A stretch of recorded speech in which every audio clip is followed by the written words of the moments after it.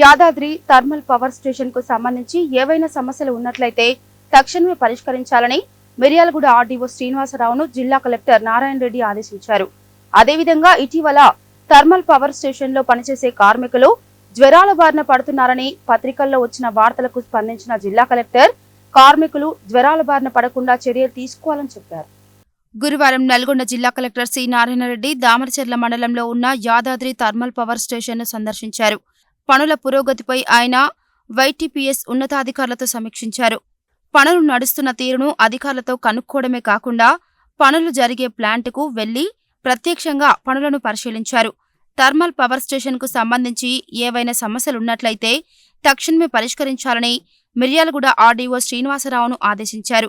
అదేవిధంగా ఇటీవల thermal power స్టేషన్లో పనిచేసే కార్మికులు జ్వరాల బారిన పడుతున్నారని పత్రికల్లో వచ్చిన వార్తలకు స్పందించిన జిల్లా కలెక్టర్ కార్మికులు జ్వరాల బారిన పడకుండా చూసుకోవాలని, వారికి అవసరమైన వైద్య సదుపాయాలు కల్పించాలని ఆదేశించారు.